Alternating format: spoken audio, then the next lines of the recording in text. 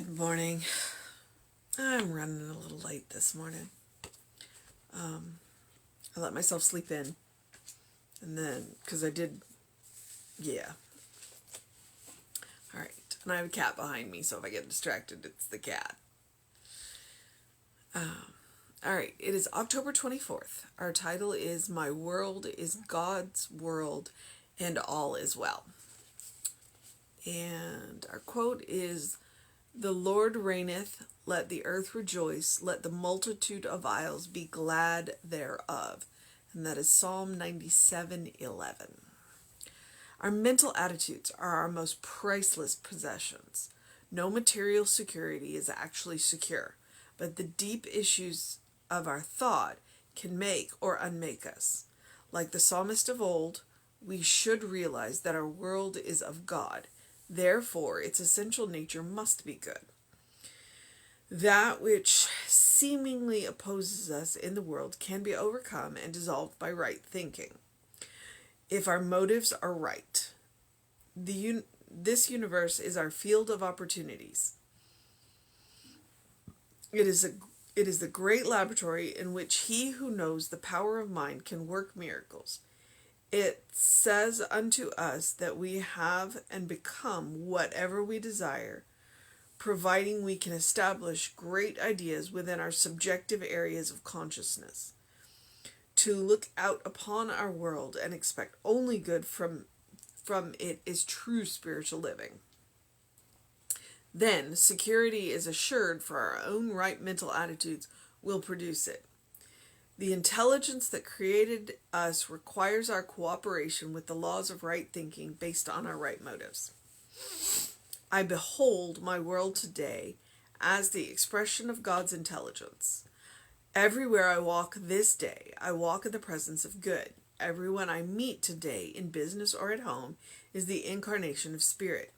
I joyously cooperate with the good in every man. I look out upon my world as God does and call it good. I expect today to be a day of fulfillment.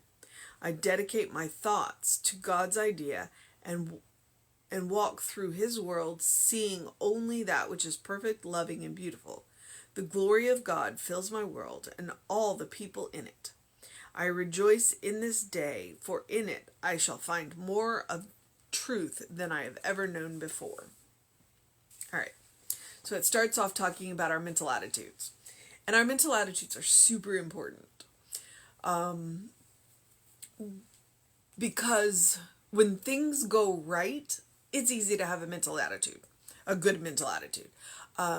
When things go sideways, it can be harder to have that mental attitude.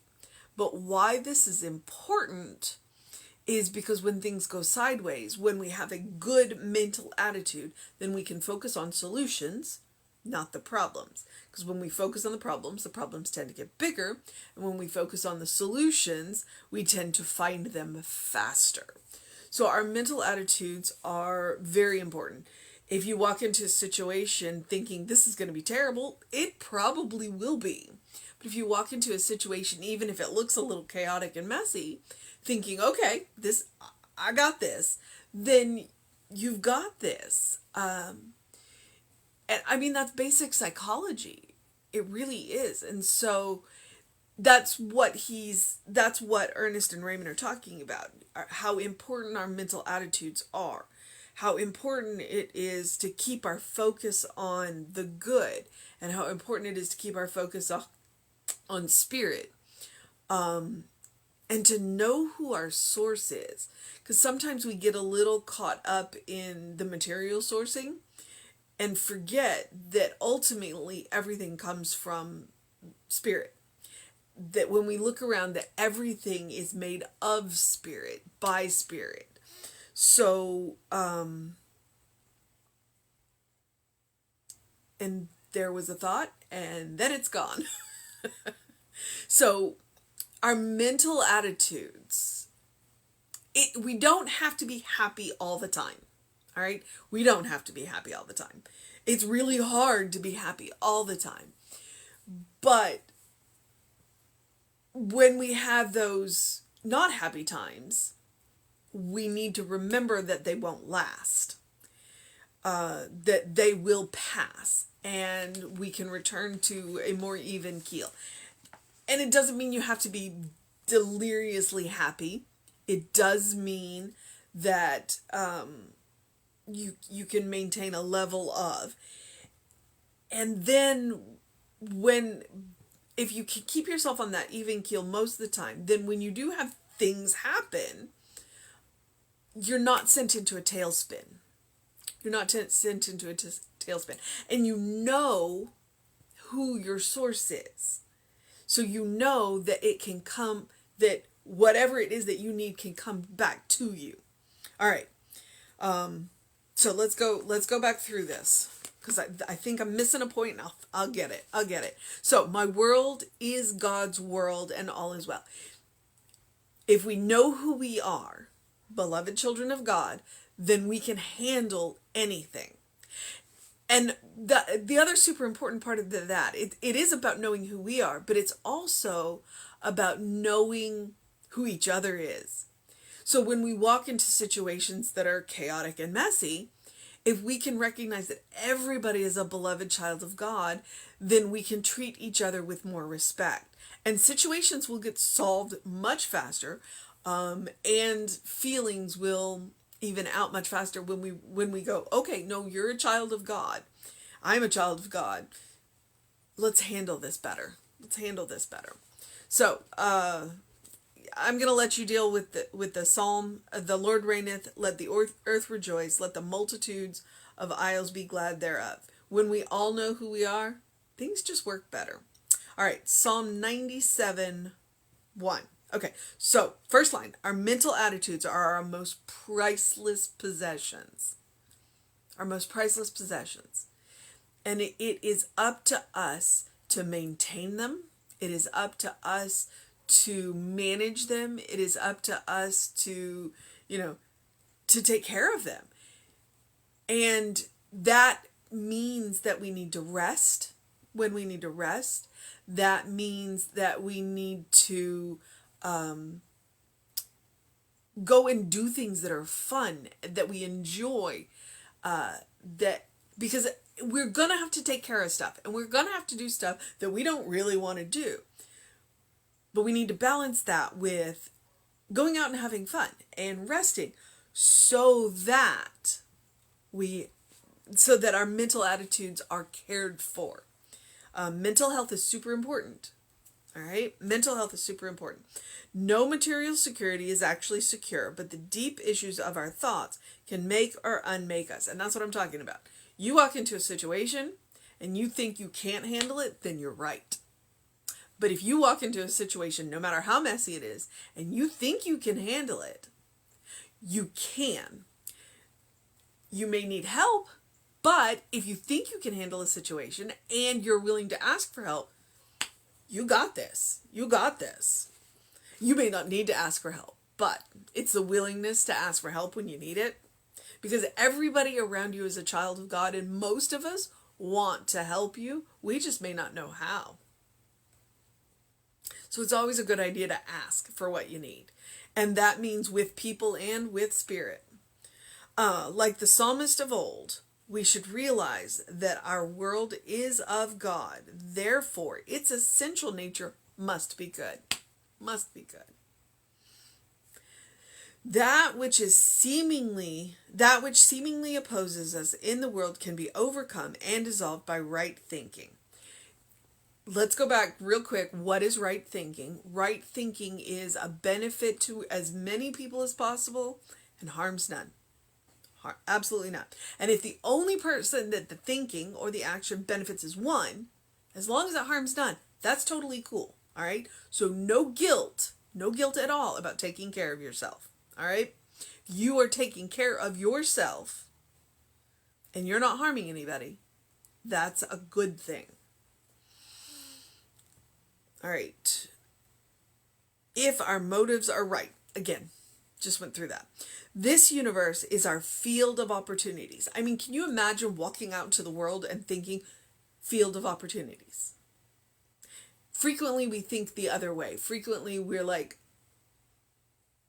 it's messy and, I don't want to deal with it. But if we can think of it as a field of opportunities, and that's about focusing on the solution, not the problem. Fields of opportunities. It is a great laboratory in which he who knows the power of the mind can work miracles. We are called Science of Mind for a reason. We do think of it as a laboratory because we do experiment, we do try, and we try things. And sometimes they work and sometimes we try again. But when we have right thinking, miracles happen. And some days opening our eyes is a miracle. And if we could open our eyes every day and think that the world is a miracle, then it would be better. All right. Where did I? It says unto us that we have and become whatever we desire, providing we can establish great ideas within our subjective areas of consciousness. We haven't become what we desire. Where do your thoughts trend? Where do your thoughts trend? Because that's who you are. And if you don't like how they're trending, here's the good news. You can change that. Because who you are at the very base is a beloved child of God. A beloved child of God. That's who you are. And if you find your thoughts trending in a way that is not preferred, then you can change that. And maybe you just need to, mental flip in your head. Maybe you need to go talk to somebody. Maybe you need to take medication. Been there, done that. It was super helpful. So, doctors were created by God too. So what I want you to remember is that the base of everything, you're a beloved child of God. God created you to have experiences in this world, but God also created you to be happy. And if you are not, what steps do you need to take to get there? And the first step is to remember that you are a beloved child of God. And then track your thinking. And take the appropriate steps from there. I will get off into mental health like that. Big believer, big proponent. Because life's meant to be lived, and life's meant to be lived with joy, and life's meant to be lived with vitality. We're here for a purpose, and our purpose is to be authentically ourselves. And our mental attitudes and our mental health is super important to that. To look out upon our world and expect only good from it is true spiritual living. What do you do before enlightenment? You chop wood and carry water. What do you do after enlightenment? You chop wood and you carry water, but you do it with a lighter heart. So we can still do all of the mundane things that we need to do, but at the base of it, we know who we are. Then, security is assured for our own right mental attitudes will produce it. Because even when we walk into a juicy, messy situation, we will know we can take care of it.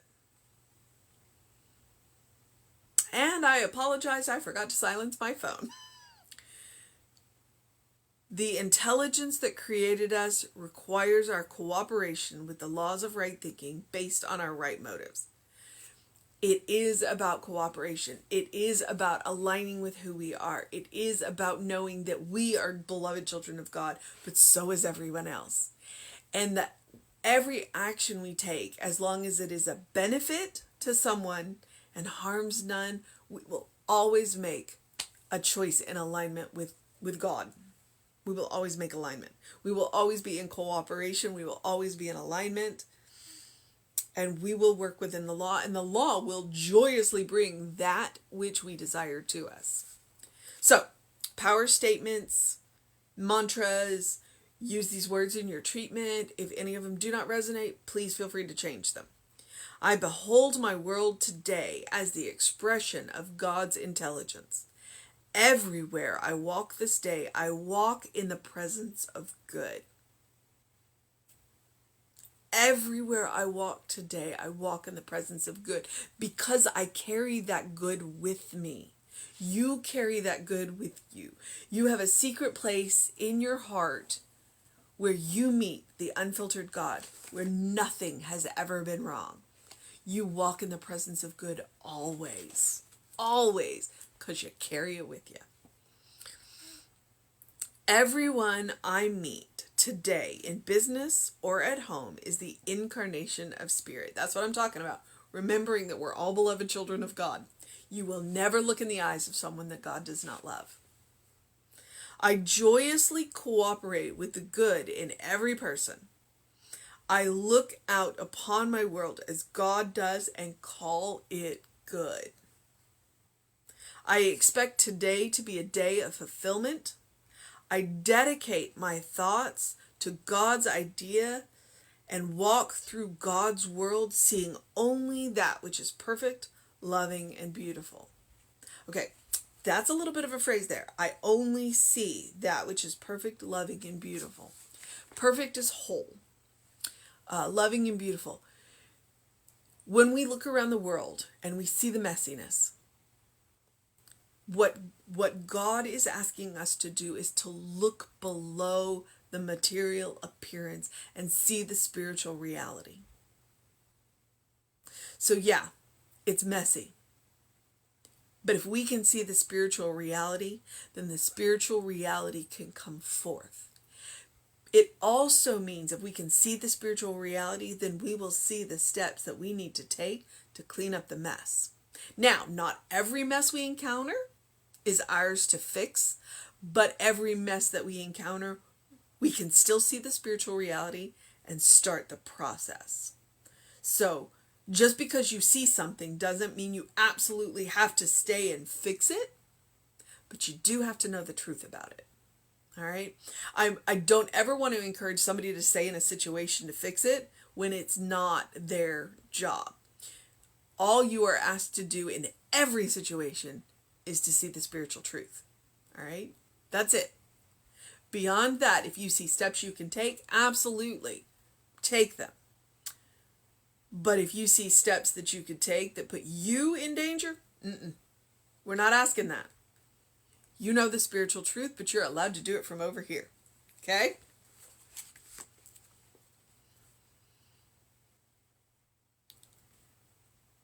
The glory of God fills my world and all the people in it. I rejoice in this day, for in it I shall find more of truth than I have ever known before. And that right there is the secret.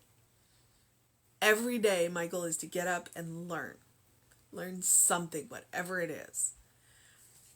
And some days I learn about me, and some days I learn about other people, and some days I learn about God. But the truth is, every day I learn about God. Because it's all God. It's all God. All right. So I don't know if you heard the mission today, but I did.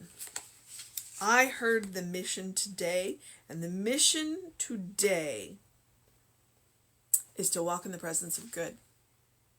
So the mission, if we choose to accept it, is to walk in the presence of good. To know who we are, to know that every living being is a beloved child of God. And that means if they walk on 2 legs, if they walk on 4 legs, if they don't walk at all, because hey, you know the trees are beloved children of God as well. Because everything has been created by God. Everything. So today I encourage you, as you walk through the world, feel the presence of good around you. Feel the love of spirit around you. And then, as I always do, I encourage you to do something loving for yourself, do something kind for yourself, do something compassionate for yourself. I mean, walking in the presence of good sounds like a loving, kind, and compassionate thing for yourself. But it is also about taking care of yourself. It is also about your first response to a situation. It's about deserving your own love, your own kindness, your own compassion. It's about creating that as a default setting, especially for when we walk into the messy and the juicy. So that we create a bank of love, a bank of kindness, a bank of compassion. So it becomes our first response. And then we roll up our sleeves and we get down to work on whatever it is that we've walked into. It is. And it also means that when you have that bank, you have it to share. When you meet those people that need a little extra today, you have it to share.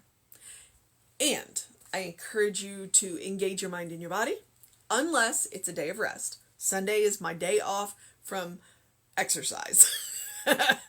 But that doesn't mean that I might not go for a walk or a bike ride, because the skeletons are like on point in the neighborhood. So we're going to go take a look at those today, so I can get some good pictures, because that's my loving, kind, compassionate thing, to go and celebrate my neighbor's decorations for the holidays. Oh my gosh. I love the Halloween, and some of our Christmas decorations are good too. So that's mine today.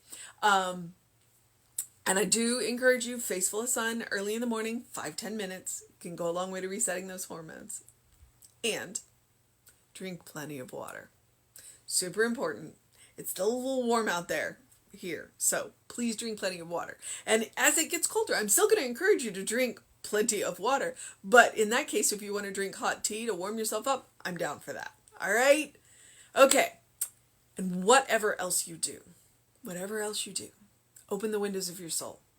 Allow the breath of heaven to remind you you do live in heaven right here, right now.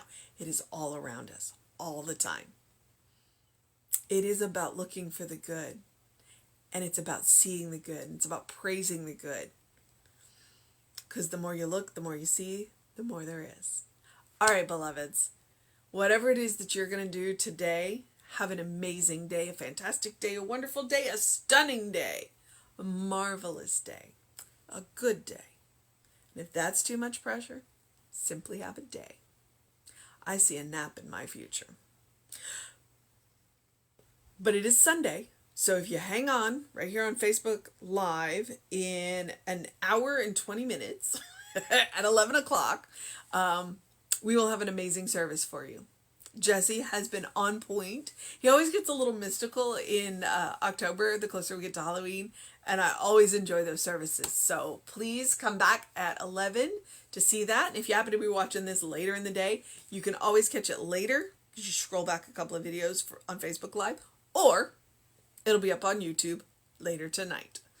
So whatever you do, take care of yourself and know that you're a beloved child of God. All right? Check us on the social medias. We are Creative Life Spiritual Center on YouTube and Facebook, and we are Creative Life Spark on Instagram and TikTok. I am simply the Running Rev on 3 of the 4. I'm not on TikTok yet. All right, beloveds. Have a wonderful day. Know that you're loved, and I'll see you next time.